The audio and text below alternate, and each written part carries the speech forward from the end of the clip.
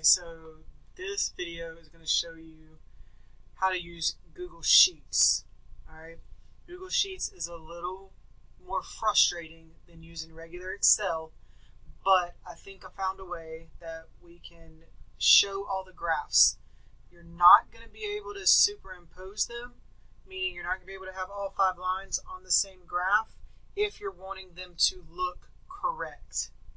Alright, so you start with your table here. I'm going to do displacement time. And what we need to do is we need to make a smaller chart without the interval times in it. So that's what I did right here. And then to keep it clean, I took this, I copied it, and I made a new sheet for here. Alright, so you can see I've already practiced with student 1 and student 2, and I just made a line chart. Alright, so what I'm going to do now is I'm going to hit Insert, Chart, change this to Line Chart. Alright, so now I need to pick my x-axis, select the data range. X-axis, we're going to do student 3. It's the time. So we're going here, and we hit OK. And then we need to add the series or the y-axis. Select the data range, 0 to 100. And so then that gives us their line. Now, we need to add titles to this. So we hit Customize, Chart and Axis Title. So right here we say Chart Title.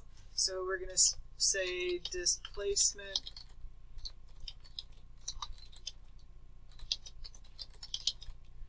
of student 3.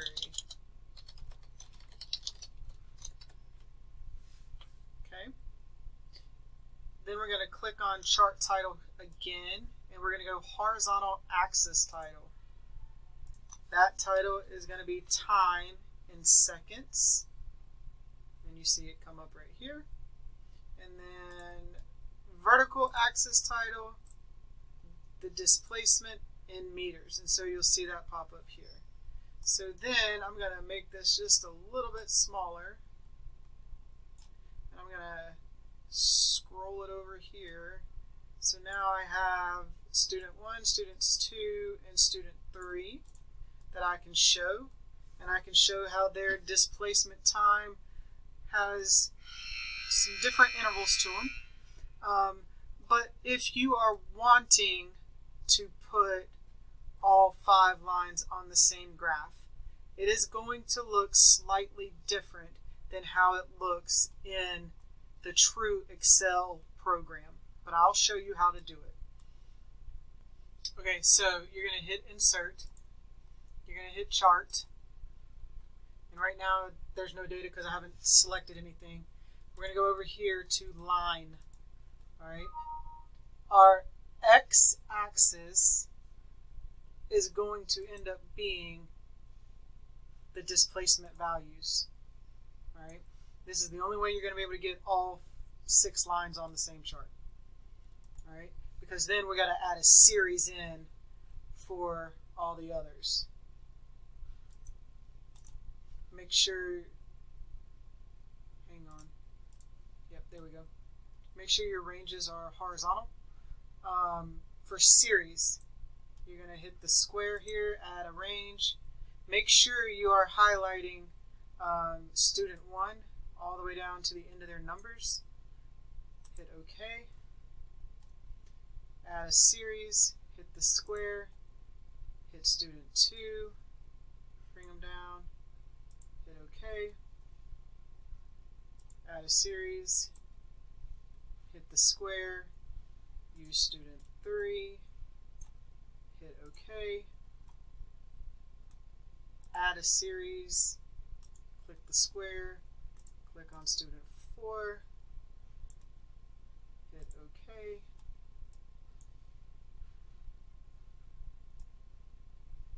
Move that right here so we can see. Add a series, click the square,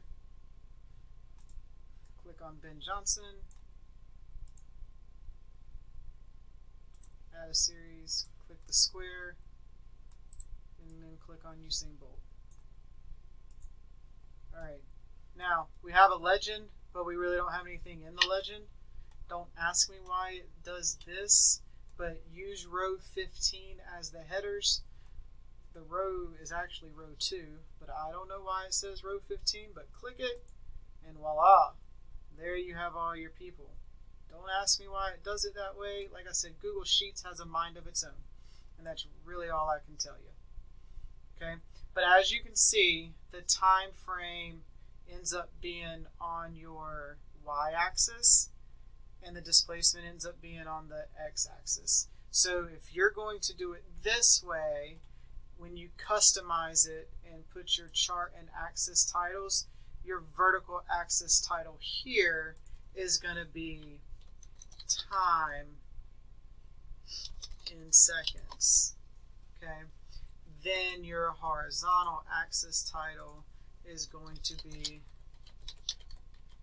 displacement in meters. All right. And then your chart title is going to be just displacement time graph. Okay, so you can do it like that. I will show you real quick that this will look similar. We pull, you see that's group 1. So let me pull group 1 up right here so you can see it looks similar. It's just this chart looks like it's laying on its side and it's flipped compared to this chart. The chart on the right is what Excel shows you. The chart on the left is what Google Sheets will show you. All right.